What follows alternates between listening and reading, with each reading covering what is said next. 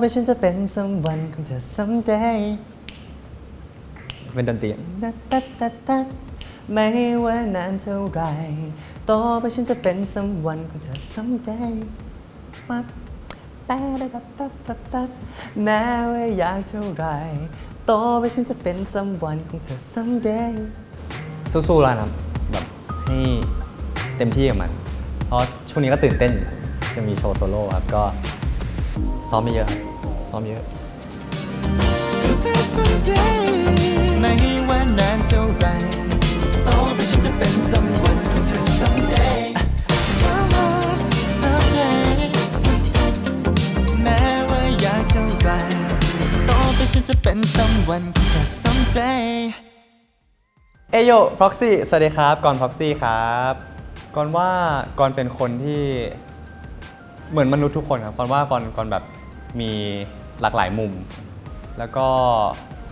ในทุกๆมุมมันคือกรหมดนะครับคือแบบมันมีวันที่กรที่แบบแฮปปี้กรที่แบบร่าเริงสดใสแล้วมันก็จะมีกรที่แบบจริงจังหรือกรที่ผิดหวังซึ่งกรว่าทุกๆอย่างทุกๆเวอร์ชันมันก็คือกรหมดพยายามจะเขาเรียกว่าแบบ accept มันให้ได้มากที่สุดเพราะว่ามันไม่มีใครที่แบบกราฟเป็นอย่างนี้ตลอดเวลาหรือแบบมีมุมเดียวตลอดเวลาอยู่แล้วคือถ้ามันหลีกหนีไม่ได้เราต้องอยู่กับมันให้ได้มากกว่าที่ผ่านมาก่อนรู้สึกว่าค้นพบตัวเองว่าความสุขก่อนคือเห็นคนอื่นมีความสุขฉะนั้นการที่เห็นคนอื่นมีความสุขเหมือนก่อนอาจจะต้อง involve ในกิจกรรมต่างๆนั้นเช่นครอบครัวก็รักครอบครัวมากๆเลยครับถ้าก่อนอยู่กับเขาแล้วเห็นเขามีความสุขเขาคิดถึงก่อนแล้วได้เจอก่อนอะไรเงี้ยอันนี้ก่อนแฮปปี้แล้วหรือการที่ก่อนตั้งใจทำอะไรสักอย่างหนึ่งไปแล้วก็มันส่งไปถึงคนที่ถูกต้องจริงๆแล้วเขาสัมผัสถึงมันได้กันก็แฮปปี้เลย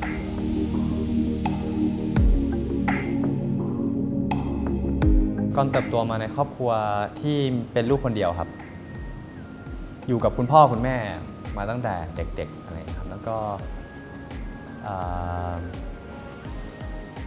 เขาไม่ได้แบบดุเกินไปหรือปล่อยเกินไปครับเพราะรู้สึกว่าก่อนโชคดีมากที่มีครอบครัวที่ซัพพอร์ตก่อนดีครับคุมให้ก่อนอยู่ในลู่ในทางได้ดีครับแล้วก็ตอนเด็กอยากทำอะไรที่มันแบบเล่นกีฬาเล่นดนตรีเขาก็จะแบบคอยซัพพอร์ตตลอดแต่ว่าก็จะมีมุมที่แบบอยากเล่นเกมสมมติตอนเด็กๆเขาติดเกมมากเลยครับก่อนจะมีโอกาสเล่นเกมได้แค่วันศุกร์ที่บ้านปู่เท่านั้นเพราะว่าพ่อแม่จะไปจูจีกันแล้วก็ปล่อยก่อนไว้บ้านปู่เล่นเกมแบบตี 4อะไรเงี้ยตอนเด็กๆก่อนว่ามีกรอบแต่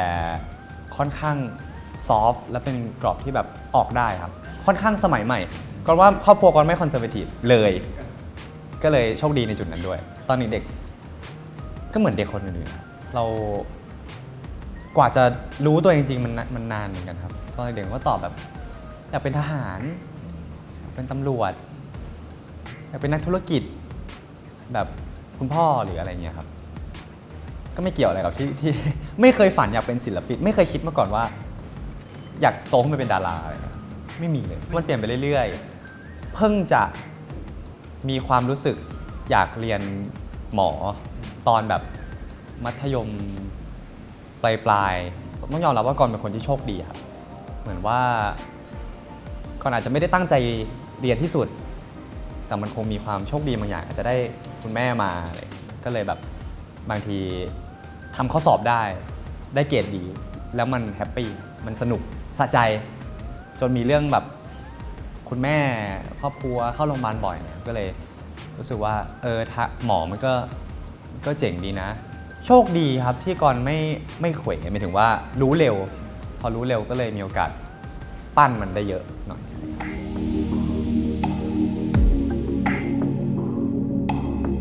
อันนี้เป็นเรื่องที่เจ๋งมากก็คือครอบครัวก่อนทั้งครอบครัวกอไก่หมดเลยทั้งฝั่งพ่อแล้วก็ฝั่งแม่น้าฝั่งแม่3คนกอไก่ฝั่งพ่ออีก2คนกอไก่อะไรอย่างนี้ครับก็เลยตั้งชื่อลูกว่ากรที่ชื่อเล่นว่ากรและชื่อจริงว่ากรด้วยก็เจ๋งดีเขาบอกว่ามันเป็นกรที่แปลว่ามึง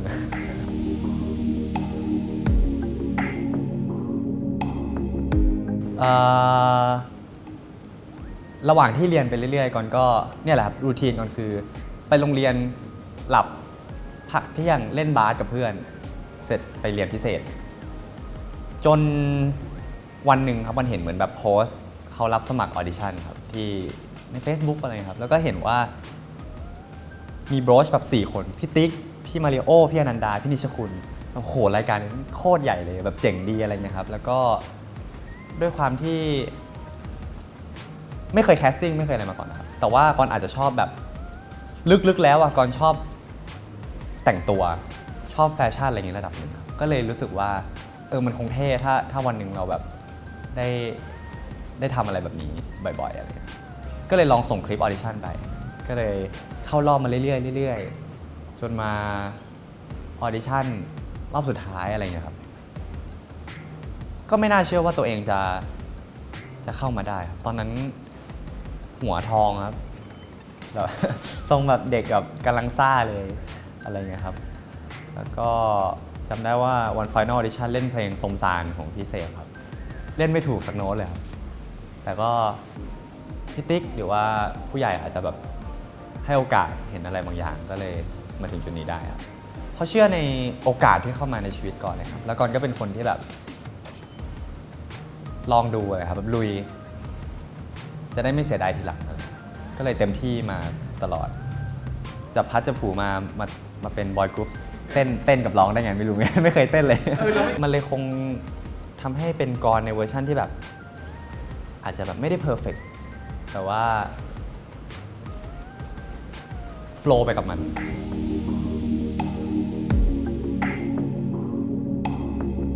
ก่อนเชื่อว่าชีวิตทุกคนยากหมดครับแต่ละคนมี challenge ในแต่ละวันที่แตกต่างกันสำหรับของกรเนี่ยก็ต้องยอมรับว่ามันยากครับมันไม่ง่ายมันต้องดีลกับคนอื่นไม่พอดีลกับจิตใจตัวเองดีลกับความรู้สึกของตัวเองในแต่ละวันทั้งร่างภายนอกอะแบบฟิสิกอลแล้วก็เมนทัลก็ถ้าให้เล่าจริงๆมันก็แบบมันก็โหดเหมือนกันครับยากเหมือนกันก็มีหลายโมเมนต์ที่แบบท้อเหนื่อยกายเหนื่อยใจอยู่แล้วครับบางทีเขาว่ามันเป็นทุกคนแหละรู้สึกว่าวันที่มันเหนื่อยมากๆมันจะรู้สึกว่าเฮ้ยเรากำลังทำไปเพื่อใครวะทำไปเพื่ออะไรเหนื่อยขนาดนี้ทำไมอะไรเงี้ยครับแต่บางทีเราอยู่ในจุดนั้นอะเราไม่ได้เดินถอยหลังออกมามองภาพใหญ่บางทีภาพใหญ่มันกำลังโอเคด้วยซ้ำอันนี้คือพ่อกันบอกตลอดว่าแบบ mindset เรามันต้องดีรับทุกๆอย่างอยู่กับมันให้ได้ไม่ว่ามันจะร้ายหรือดีอะไรอย่างเงี้ยครับฉะนั้นสิ่งที่พุชก่อนอีกทางหนึ่งก็คือคุณพ่อครับมากๆเลยแล้วก็ passion ของตัวเองในหลายๆด้าน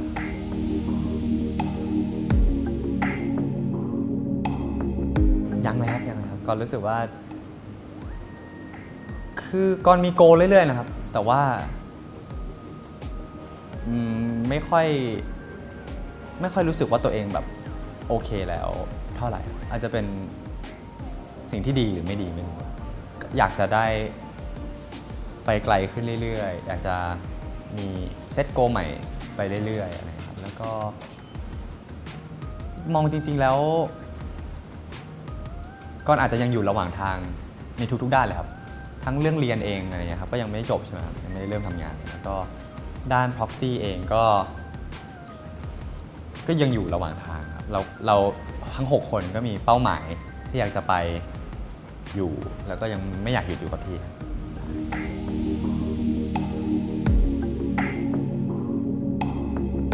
ก่อนว่าก็ต้องภูมิใจครับก็ขอบคุณตัวเองที่ไม่ยอมแพ้แล้วกันครับแบบขอบคุณตัวเองที่ถ้าจมอยู่กับอะไรสามารถลุกแบบหลุดออกมาได้ไม่งั้นมันคงไม่มีแรงที่จะทำอะไรต่อไปก็ยังต้องสู้อยู่ทุกวันไม่ค่อยมีคนเห็นก่อนร้องไห้อ๋อพูดไม่ได้แล้วเพราะว่าคอนเสิร์ตใหญ่ร้องไห้ไปเพราะว่ามันก็คงอัดอั้นเพราะว่าวันนั้นครอบครัวมาดูด้วยแล้วก็แฟนคลับมาดูเยอะด้วยแล้วพ็อกซี่ก็อยู่ข้างๆมันคือทุกพาร์ทในชีวิตมารวมกันมันเลยระเบิดออกมาแต่ว่า ร้องไห้ก่อนว่าร้องไห้มันทำให้บางเรื่องดีขึ้นจริงๆนะครับร้องไห้คนเดียวบางทีมันก็ไม่แย่ครับบางทีเราเก็บไว้เยอะๆมันปล่อยออกมาบ้างก็ขับรถแล้วแบบเปิดกระจกร้องไห้ก็มีฟีลแบบแอ๊กอะถ่าย MV เลยอะ ก็เหนื่อยครับหรือแบบอยู่ที่บ้านคิดถึงครอบครัวคิดถึงแม่อะไรเงี้ยก็เรื่องธรรมดาก็มีความรู้สึกก็ปล่อยมันตามมาธรรมดาอยู่ที่ว่าหลังจากนั้นเราแบบไปต่อได้หรือเปล่า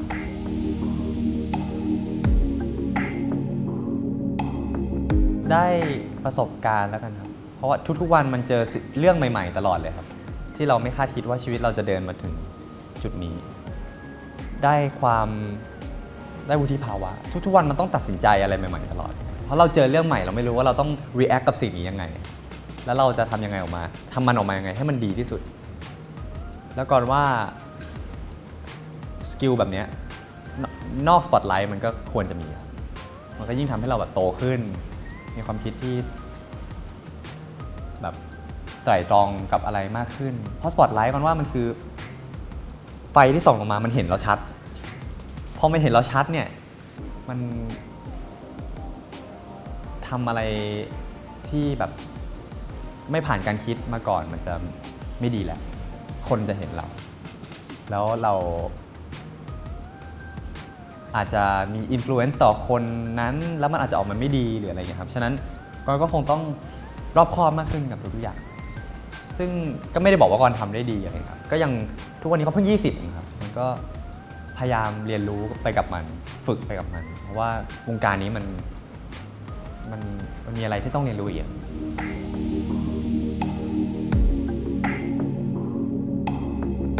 พ็อกซี่คือชีวิตก่อนแล้วครับมันว่าเพราะว่าจากกรวรรณไพโรจน์เฉยๆกลายเป็นกรพ็อกซี่ที่รู้จักคนมากกว่าเพื่อนและครอบครัวตัวเองและเชื่อว่ามันน่าจะอยู่ร่วมกันไปได้อีกไม่อยากให้มันแบบจบเร็วแล้วก็กำลังสร้างความทรงจำใหม่ๆด้วยกันเรื่อยๆเยอะๆเหนื่อยก่อนว่าโอเคบางทีก่อนอาจจะตอบว่าไม่เหนื่อยที่ผ่านมาก่อนอาจจะแบบโอ้สบายไหวว่าก็ความจริงมันก็คือความจริงมันจะยิ่งเหนื่อยกว่าถ้าก่อนพยายามสร้างอะไรสักอย่างที่มันไม่ใช่ตัวก่อนต้องยอมรับมันไม่ง่ายหรอกครับที่เด็กผู้ชาย6คนจะมาร่วมกันอยู่ด้วยกันทำงานด้วยกันทุกวันแต่ละคนถูกเลี้ยงดูมาต่างกันแต่ละคนมี mindset perspective ต่อเรื่องนึงต่างกันฉะนั้นมันต้องปรับตัวด้วยกันเยอะแรกๆอาจจะยังยากอยู่เพราะว่าด้วยอายุที่ต่างกันความสนิทสนมมันต่างกันอยู่แล้วอะไรเงี้ยครับแต่พออยู่ด้วยกันมาเรื่อยๆ1คือมันเข้าใจกันมากขึ้นมันมองตาก็รู้แล้วไอ้คำว่ามองตาก็รู้ใจคือมันจริงรู้แล้วว่าคิดอะไรอยู่แต่คิดไม่เหมือนกันเนี่ยทำไงอันนี้คือสิ่งที่เราต้องทุกวันนี้ก็ยังต้องแก้ปัญหามันด้วยกันแต่วิธีที่มีวุฒิภาวะและไม่ชัวร์ที่สุดคืออะไรที่มันจะอยู่ตรงกลางสำหรับทุกคนมากที่สุดในการตัดสินใจเรื่องต่างๆหรือว่าความยากของมันคือเราเจอหน้ากันทุกวันมา2 ปี 3 ปีบางครั้งมันจูนกันติดเกินไปอ่ะมันก็พอมองตารู้ใจปุ๊บมันละเลยครับมันไม่ขาดการคุยกันอะไรอย่างเงี้ยช่วงนี้ก็พยายามจูนกันใหม่เพื่อที่จะแบบสร้างไฟทุกอย่างและเดินหน้าต่อ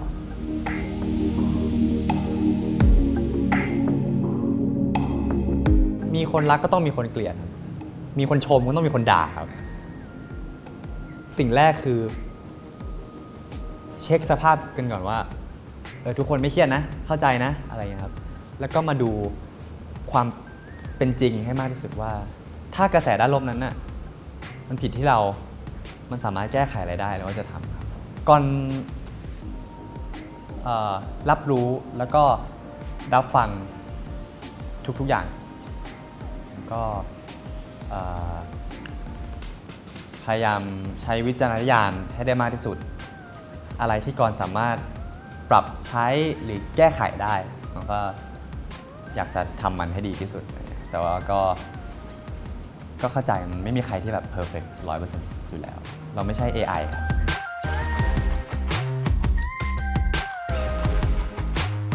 โซโล่โปรเจกต์เพลงเดี่ยวเพลงแรกของกรครับชื่อเพลงว่า Someone Someday ครับผมก็จะเรียกว่าเป็นภาคต่อจาก Stop ไหมก็อาจจะอิงครับเพราะว่าเนื้อหาของ Stop ที่กรได้แต่งไว้ตอนนั้นมันเป็นเหมือนแบบเด็กที่อินโนเซนต์มากๆกำลังอยู่ในป๊อปปี้เลิฟมีความรักชอบรุ่นพี่อะไรก็ดีไปหมดอะไรเงี้ยจนมาเป็น Someone Someday ก็เป็นกรในรูปแบบที่เล่าในอีกมุมมองหนึ่งโตขึ้นแต่มันก็ยังเล่นกับความแบบขี้เล่นอยู่ว่าแบบตอนเด็กๆคนชอบถามว่าโตมาอยากเป็นอะไรบางทีเรา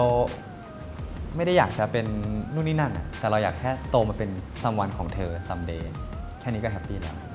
ซึ่งเป็นคอนเซ็ปต์ที่ดีมาก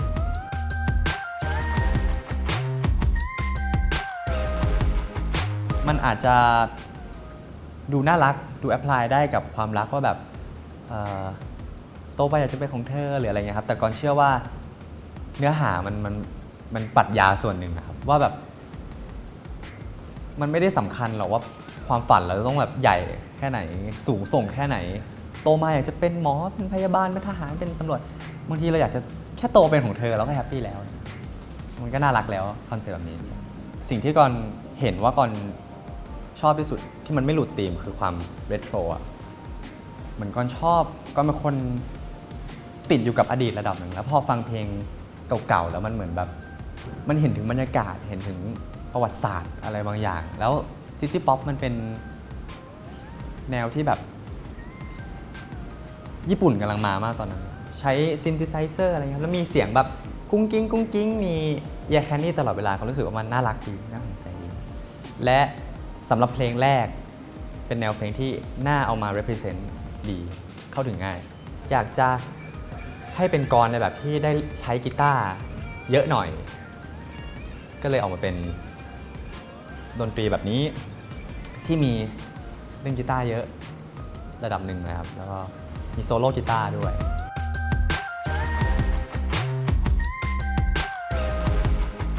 มันยากที่เพลงมันเป็นคำว่าเพลงไทยยังไม่ค่อยมีแบบนี้เยอะครับมันเป็นกรูฟเป็นหลักครับท่อนฮุกมีแค่แบบประโยคเดียวนอกนั้นเป็นดนตรีก็เลยมี challenging ระดับหนึ่งที่จะสื่อสารออกมายังไงให้คนเข้าใจแล้วก็โน้ตก็ค่อนข้างแปลกครับ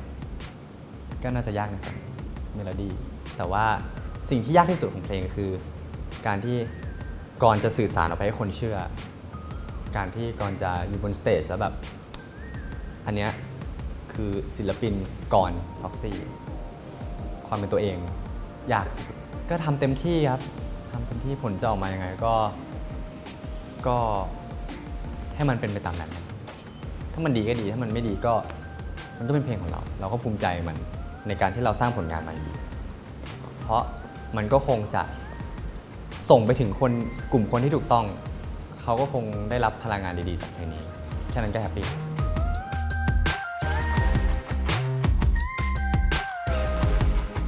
ก่อนอื่นต้องขอบคุณพี่โบกี้มากๆครับตกใจเหมือนกันตื่นเต้นมากๆที่ได้รู้ว่าจะได้ร่วมงานกับพี่โบกี้อะไรเงี้ยคือที่ผ่านมาเหมือนแบบเจอกันผ่านๆมาตลอดเคยคุยกันบ้างเล็กๆน้อยๆอะไรอย่างเงี้ยครับจนวันหนึ่งได้พี่โบกี้มาเป็นนางเอกดีใจมากๆครับแล้วก็วันที่ถ่ายจริงๆก็ว่าไม่ค่อยยากขนาดนั้นนอกจากอุณหภูมิที่อาจจะร้อนนิดนึงพี่โบกี้ก็อาจจะต้องทนร้อนนิดนึงอะไรเงี้ยครับก็ผ่านมาได้ด้วยดีครับเนื้อหาเพลงก็น่ารักดีแล้วก็ไม่รู้พี่โบกี้จะเขินหรือเปล่า เพราะว่าแบบมันออกแบบน่ารักเลยอะพี่โบกี้แบบนั่งเล่นเกมใช่ก็เป็นลุคใหม่ของพี่โบกี้ที่หลายๆคนอาจจะยังไม่เคยพูดตรงๆว่าคนแอบกลัวตอนแรกๆเพราะว่ากลัวคุยไม่รู้เรื่องครับคุยกันคนละภาษาหรือเปล่าว่า พี่โบกี้เขาก็แบบประสบการณ์เยอะอะไรเงี้ยครับแต่ว่าสุดท้ายแล้วก็ดีเกินคาดมากๆสิ่งที่เซอร์ไพรส์มากที่สุดคือพอจบงานครับพี่โบแบบเขียนการ์ดให้กรเพื่อขอบคุณกรและทีมงาน ก็เลยแบบน่าประทับใจกับความน่ารักกับดีเทลอะไรเล็กๆแบบนี้เขาบอกว่าเพลงเจ๋งครับกรดีใจมากเพราะว่าเพลงกรน่าจะนักดนตรีอะไรเงี้ยน่าจะชอบครับคนที่แบบฟังเพลงฟังดนตรีพี่โบกี้ก็บอกเพลงเจ๋งแล้วก็ถ้ามีโอกาสอยากจะได้ไปฟีเจอริงหรือร่วมงานกับพี่โบกี้เขาก็แอบแบบพูดไว้อะไรเงี้ยมันก็ไม่รู้จะได้ร้องเพลงกับพี่โบได้จริงๆหรือเปล่า